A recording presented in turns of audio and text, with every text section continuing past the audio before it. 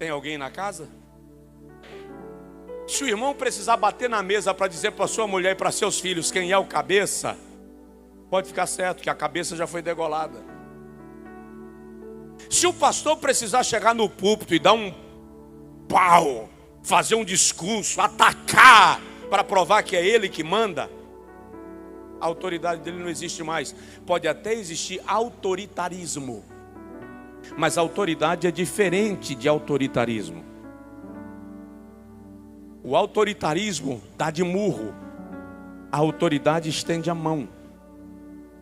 O autoritarismo manda, a autoridade é percebida, e quem reconhece a autoridade capta a informação e segue, e guia, e executa, e faz, porque valoriza a autoridade que lhe cobre. Só quem pode dizer amém, faz isso em nome de Jesus. Agora, vamos lá. Não tenho a tarde inteira. Em que consiste a autoridade de um líder? Qual é a fonte desta autoridade? O que um verdadeiro líder deve fazer no exercício da autoridade que se lhe impõe? Vamos começar pensando em definição. Autoridade é uma palavra que vem com um sufixo ou um prefixo auto.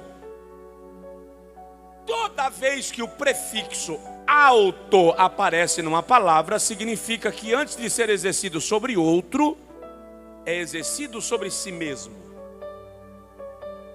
Significa dizer que aquele que não exerce autoridade sobre si, não é apto para exercer autoridade sobre alguém. Ou seja, homens destemperados, vingativos, marcadores, descontrolados, que falam pelos cotovelos. Um dia um me disse, é porque quando eu estou nervoso, eu nem penso no que falo. Você perde o juízo, fica doido. Se o indivíduo não consegue ter domínio próprio, ele não é apto para exercer idade. Por quê? Porque idade, antes de ser idade, é auto. É aquilo que eu aplico sobre mim, sendo aplicado sobre outro.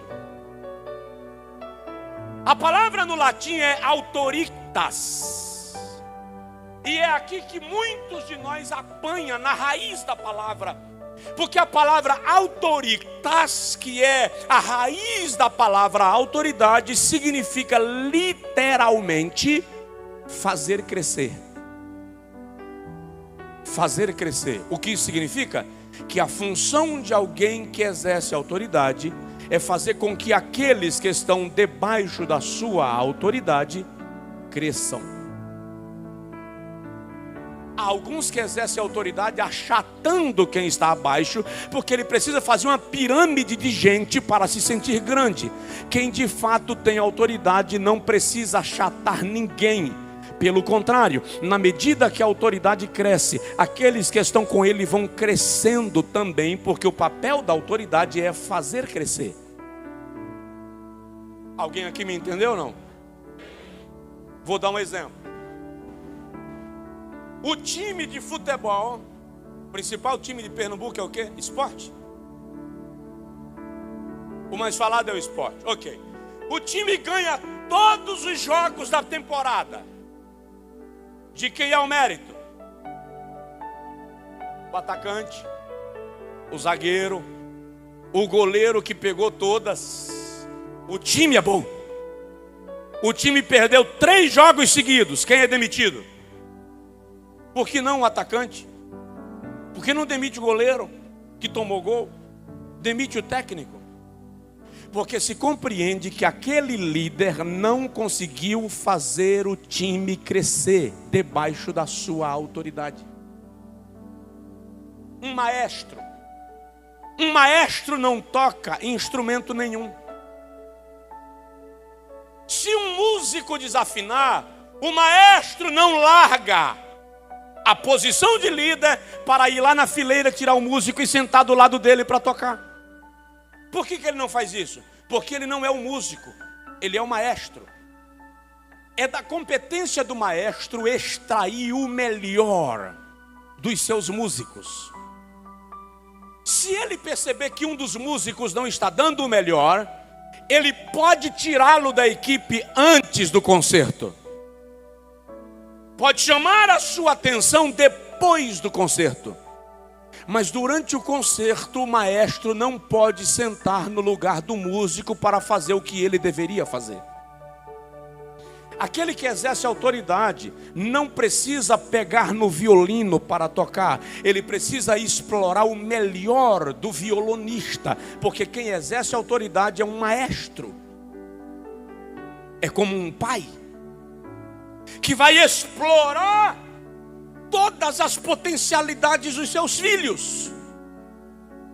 E às vezes o pai vai repreender, vai dar bronca, vai despregar o que o filho pregou. Só hoje eu entendo a importância daquela despregação. Quando eu comecei a pregar, irmãos, isso faz bastante tempo, faz mais tempo do que algumas pessoas aqui têm de vida.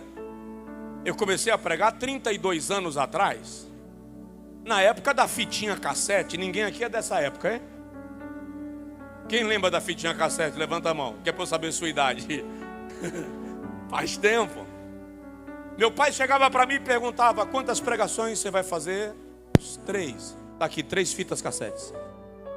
Eu tinha que levar e gravar. Acontece que meu pai fez seminário batista tradicional, irmão.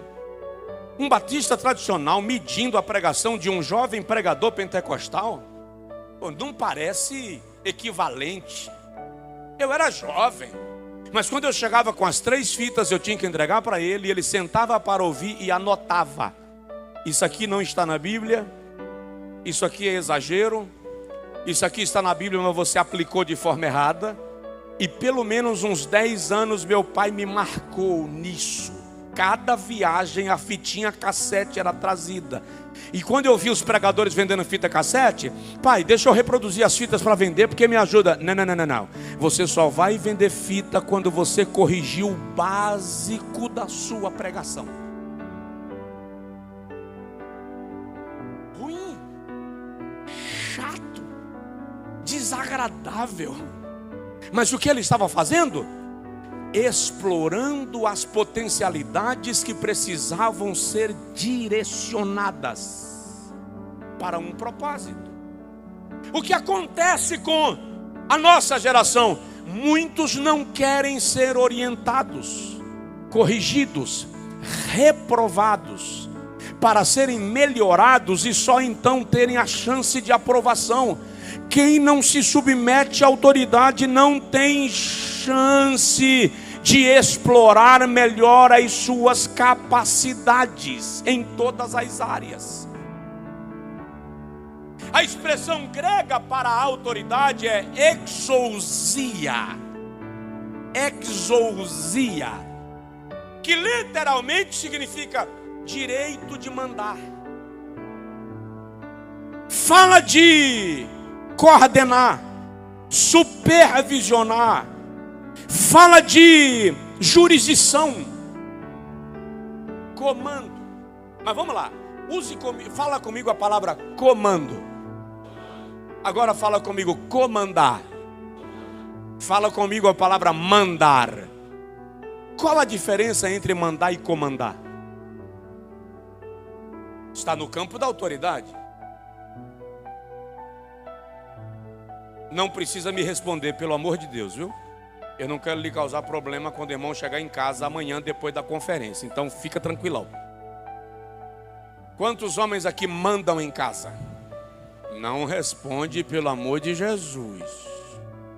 O irmão vai responder, a mulher vai olhar e vai dizer assim: segunda tu me paga.